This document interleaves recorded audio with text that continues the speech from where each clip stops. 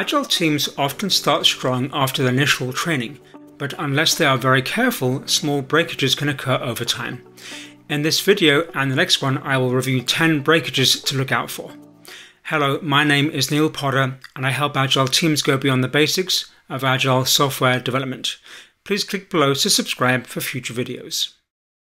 Often when people do Agile or any methodology, they can make small changes and over time they really add up, like breaking the backlog, or not planning, or not estimating, or deciding that they don't have to do something like testing one time and the next time they don't test. So I call this the slippery slope syndrome, and the idea is that if you make these small negative changes over time, then bit by bit they kind of add up. So let's first discuss the slippery slide syndrome. Here's a really good quote from Wikipedia. A relatively small first step leads to a chain of related events culminating in some significant, usually negative event. So to give you an example of that applied to Agile or any project, here's some quotes I got from my clients over the years that kind of shows you how they rationalize the first small deletion or modification and how that can end up with problems downstream. So for example, somebody in the team says, just add all the project to-dos to the backlog. So the backlog in an Agile project was where the requirements go. But if you then start to bit by bit replace them with the to-do list of the team, then after maybe 6 months, you end up with no backlog. Just make story points equal to days. So in Agile, we have a concept of story points to look at complexity or the likely effort required to do something based upon risk and complexity. And if we equate that to days, then we have really lost that view of the project. So just saying 1 point equals 1 day is easy, but that's a slippery slope because after a little while, you really kind of lose the perspective of complexity and risk in the project. Number 3, skip writing tests. The testers will figure out the code later. And so testing and writing test cases is a little tedious. It requires a lot of thought and a bit of discipline. And what it really does is clarify the requirement before we code. But in a mad rush, when there's no time, the team may be tempted to skip writing test cases because the QA people will figure this out later on. It'll be obvious. And of course, it's not obvious, and that's a slippery slope down to have many problems kind of later. We will have the customers test the code to save time. So I've actually met people that have said this and actually have done this, where they allocated a testing period at the beginning, but then after a while there's no time for testing, and they realize really the customers are using the system, so they really are testers, kind of quotes testers, and therefore to be efficient and to get to the deadline on time, we then replace the testing activity internally with the customers using the system, because A, it could work, and B, if it doesn't work, they'll tell us anyway. The design is in the code? No, really, it is. And so often teams start with a kind of a design approach. Maybe they sketch diagrams or look at interfaces or data kind of transformation in the system, like in a GUI to a database. And then bit by bit, they say, well, hang on a minute, we are really coding and we're thinking about the code. And of course, the code is amazing and laid out in an amazing kind of fashion. Then maybe we can say that the design really is in the code. Yes, the design might be in the code, but the code may be 500,000 lines of undocumented, uncommented code. And so where is the design really? Can you really see the interfaces? Can you really see how the architecture is put together? And so bit by bit, you can end up with a big bunch of spaghetti code and really no idea of how the design is even done in the system. We meet every day, so we are really disciplined in Agile. And so I've heard this quite a few times where to say they're disciplined means really they are just meeting every day. Like one aspect of Agile is done particularly well, meeting every day to discuss where they stand, and then they kind of equate that to doing Agile in a disciplined fashion. Or they say, since we've been Agile, we are so disciplined. And I say, in what? And you say, well, we meet every day. And like, well, that's one aspect of Agile. That's maybe the most minor aspect of Agile. How about backlogs or planning or the demos or retrospectives or the iteration or the definition of done? And so bit by bit, the we find out that there are other things in Agile they're not actually doing particularly well, apart from the daily stand-up. We must be assessing risk and performing design because the team is in constant communication, so we can delete the risk and design tasks. So when I talk to some companies or some teams, I say, well, have you considered doing design? Or have you considered assessing risk or risk management? And their response is, well, we're in constant communication. We IM each other, we talk to each other, we phone each other, we do Teams calls with each other, and therefore, surely in that conversation, we must be discussing design and risk. Really, yes, they may have discussed design issues in the conversation, and they may well have discussed risks, but that doesn't give it the level of focus you kind of need to figure out the design or design issues and assess and mitigate risk. So just saying we are communicating wildly is not really a good answer for some of the practices that are kind of a good idea in a project. So let's look at these 10 practices or 10 breakages that could be going on in a project. Again, we're going to discuss 5 now and then 5 later in the next video. So number 1, no user stories or requirements. And the rationalization here is we know what to build, put the team's to-do list in the backlog. And so there is a backlog in Agile. Actually, there's 2 backlogs in Agile. The primary backlog is where the requirements go, the product backlog.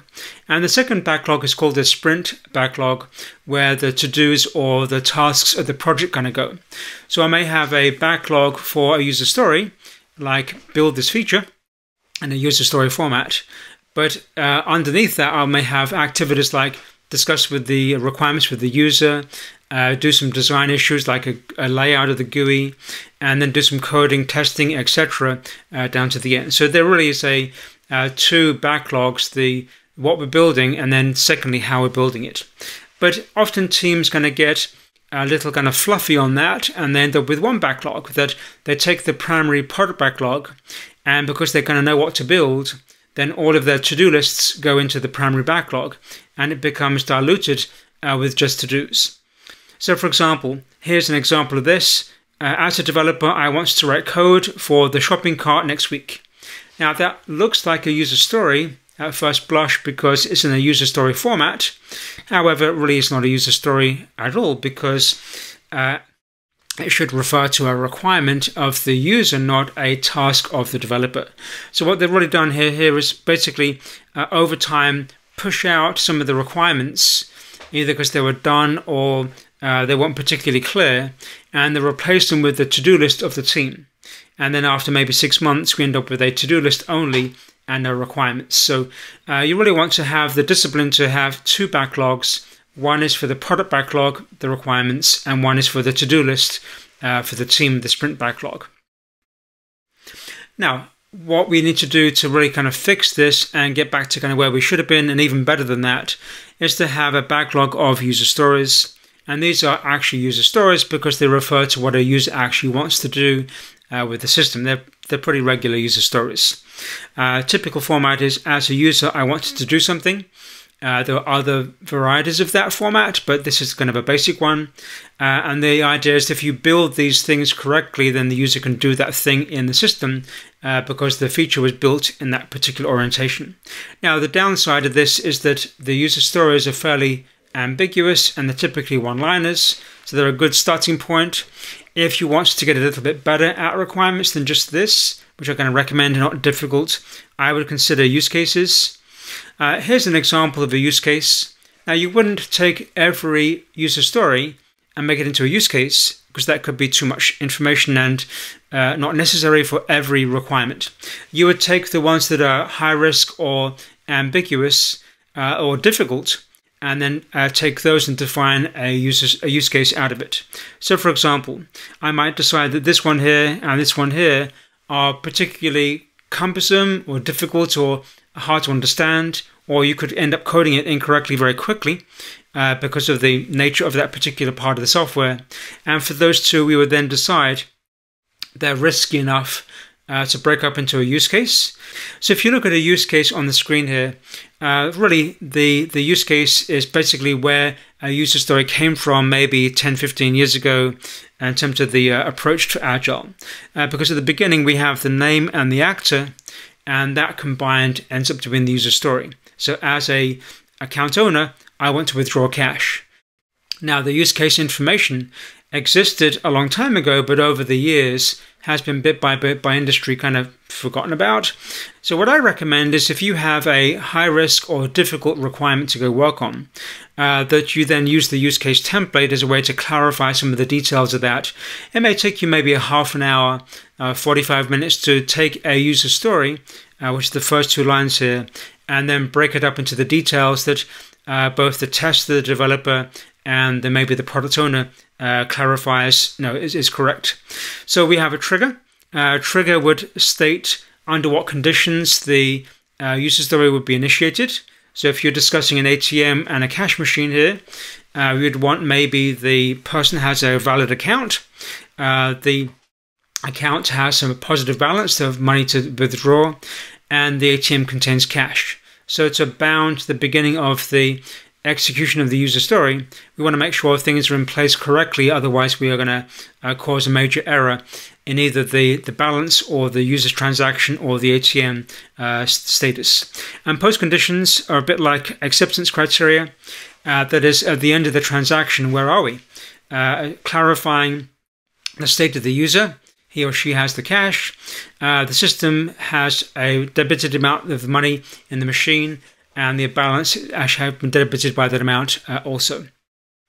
And then the normal flow. Now my normal flow example here is the kind of the first ideal flow.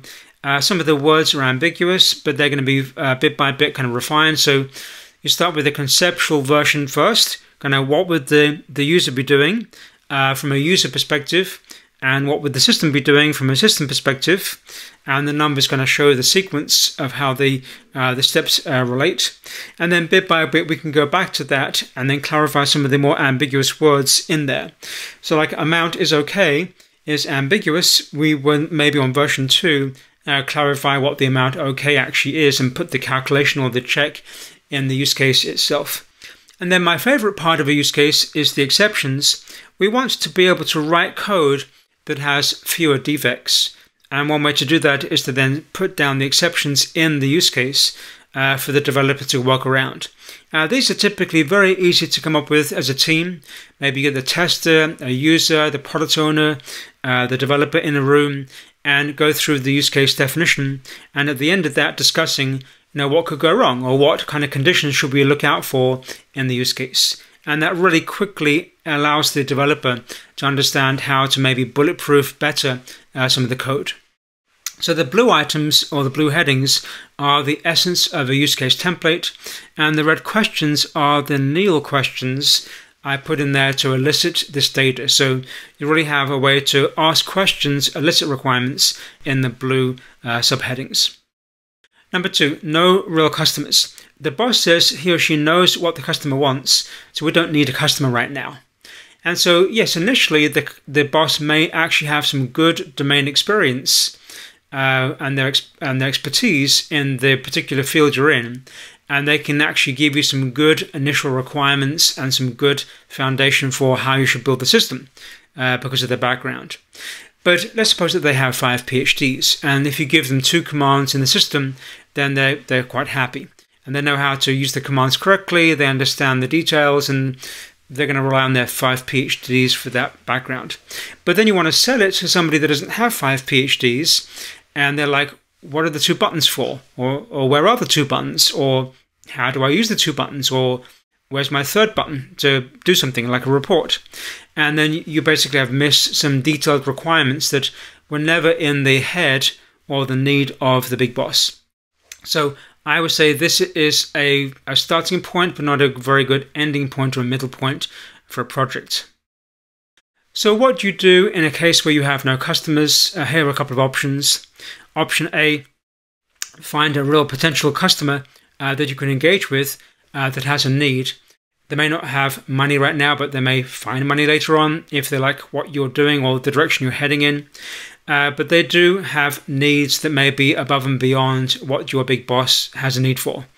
And so in that case, they may have, for example, different browsers to work on, different data types, legacy data, different workflows, all things that are in addition to kind of what the big boss had in mind. So a big boss is good for getting a first concept kind of going, but that would not give you a necessary sellable solution downstream. And the other part of this is to accept the risk that you will lose time and money.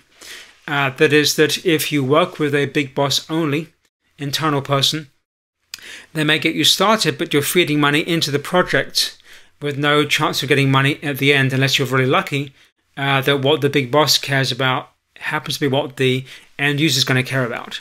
So to mitigate that risk, getting people after a while engaged to kind of see what you have in mind, how it works, what platforms they have, what kind of data they have, will give you a community of people that you can build a better system and then sell that to them later on.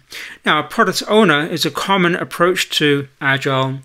Often when that person's internal and they have a particular expertise, like they're a technical marketing person, because they've been in the system or in the environment for a long time, or they could be an ex-customer that you've employed. That's a good example too. Again, they're not going to give you the money. They're going to make maybe key decisions about products and strategy and features, and they're going to interface with the end user to going to give you that data. But you still want to engage with the end user because they may have missed something, or there could be nuances that they didn't understand. So again, that's a much better person to have than the big boss because they are from that particular domain, if you have somebody from that domain. But again, you will still want to engage with customers that actually have money and can demand your product and buy more of it later on. So number 3, no tests written against the requirements. The rationalization here is there's no time to write the test cases. We need to write code and worry about testing later. And so if we do this at the beginning, it's a slippery slope because in the end, we end up with a lot of code and no good way to test it, or kind of random testing at the very end. So again, it's a very small step to kind of fix at the beginning that has a major impact downstream on the project. Now, most systems like Jira or Confluence or Rally or name your tool of choice, even Excel, you can put placeholders, or they have placeholders for things like acceptance criteria and test cases. And they're often mapped back to the requirement, so you can see how a test then is used to validate a requirement. And a lot of teams, when they start using a tool like this, like a Jira or Confluence, they end up with these fields either blank, not filled out, or they take the requirement and they paste it into the field to fill up the field. So they kind of feel like they have done acceptance criteria because they took some text, and they just pasted it in that box and said, we have text. Okay. Really, they really have no further text or nuance than they had at the beginning. So it's a good idea to really put in a test case, A, to clarify the requirement before we go build it and code it, and B, to give the tester a clue of what to look out for when they do testing. If you leave this blank, they're just guessing, what the code does. They really have no idea what the code should be doing, and therefore don't know how to test it correctly against the requirement. Now we can go one step beyond that, of course. This here is a list of different types of requirements, like business requirements, user stories, quality attributes, business rules, and functional requirements. So a really good backlog has more than a user story in it. And if we have the notion of having a test case or test cases written at the beginning against the requirement, we then can have some traceability. Each requirement then is testable and tested towards the end. So again, it's a way to build a better backlog and then map that to a test case to clarify the backlog before we then hand it off to a developer to code and back to the QA person for testing. Number 4, no estimates, just do what you can do by the deadline. So a couple of rationalizations here. We are agile and we are done when we're done. Or the other rationalization is that anyways, estimation can lead to commitments and accountability.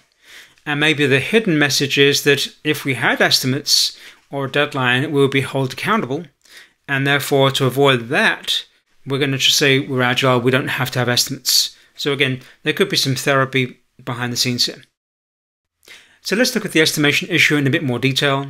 Here's our example backlog here.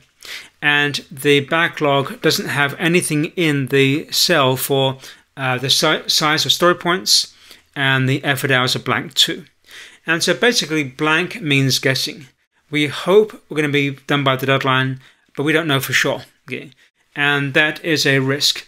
We may risk under promising, that therefore we didn't make as much money as we could have done, or we could have done more features, or we could have sold more stuff. Or over-promising. Over-promising is where we get into trouble. And over-promising or promising more than we can do has its own set of downsides or consequences. Over-promising chronically leads to cutting corners, therefore risk, rework, defects, financial loss, and negative image. So teams that overcommit a lot chronically get into a lot of problems. That is not welcome by anybody. But they do it on the slippery slope approach by bit just kind of skipping a step, and then bit by bit that kind of step adds up. Now, often people will say, well, we need to go code, and estimating is just extra stuff, nice stuff to do if you can do it, but it's just extra stuff. I think the point here is that estimating is buying information. If we spend time estimating, clarifying points, discussion about complexity, what's involved, the approach, maybe design approaches, looking at the labor time, available time for the team, given other project work, all those discussions are basically buying information. And when we have information from that, we can then figure out if the deadline is doable or not. If it's not doable and there's a mismatch between what we have promised or what we want to promise and what we actually can do, then we're going to get good at the other parts of project management, which is basically communicating options and risks. And so teams that don't know how to do this end up suffering because they have a deadline and more work than they can do. And teams that do know how to do these things end up not suffering because they understand how to estimate and how to then communicate that data to the management team and customers in a way that is actually palatable and leads to better options. So I have a whole video on examples of how to do that. Also, down here there are some links. I've written articles on about how to consider looking at things to break out to resolve issues where there's a mismatch between what you can do and what you would like to do for the customer. So number 5, no time for the demo. The rationalization here is skip the demo. We need time for testing. The customer can give us the feedback when we deliver, kind of towards the end of the final delivery. I would say this is a major problem, because, particularly with Agile, because the whole point of Agile is to get feedback early on. And if we rationalize that we don't need to get feedback early on because we are too busy, then we're going to get a lot of maybe negative feedback later on when it is too late. And that will basically completely avoid being Agile. So I would say no time for demo is no Agile. Now, if in a regular project or Agile project, there's basically 2 feedback loops, which are the essence of Agile. Feedback part 1 is on the product. So basically showing people early copies of things. They're going to get their feedback, both conceptually, is this a good idea, and you like it, that the colors, the screen, the flow, the data, the calculations, whatever, are getting early feedback. And the second part we'll discuss later on is the feedback on the lessons learned, process issues, tool issues, people issues, whatever, the retrospectives. And really, Agile is based upon the 2 feedback loops. And so basically eliminating the demo, even for good reasons, like there's no time, or bad reasons that are discussed as being good, I would say no demo is not Agile. And that, therefore, we're really destroying Agile from the outset by doing that. Now, you don't have to deliver a full working system every 2 weeks to be Agile. It could be a screen, it could be a feature, if it's available, it could be a workflow, it could be a calculation. It could be anything. It's just a real thing which you've put your effort into, and before you then take that thing and go downstream with the next thing, you get feedback if it's a good idea and where the issues could be. So don't think it has to be a shiny, fancy feature that the user kind of wants. It could be a calculation, like we took your data, we calculated A to B, Is this correct? Okay, we have no idea. It's in a spreadsheet right now, not on a fancy screen. And that will be an adequate feedback loop to figure out if that calculation we had done is correct. So this is the first 5 of 10 breakages to look out for in Agile. In summary, care needs to be taken not to downgrade Agile by slowly deleting key steps. These downgrades can initially go unnoticed at the beginning, but add up to major schedule and quality problems over time. Thanks for watching the video. For more help on these topics or your Agile implementation, please see the links below.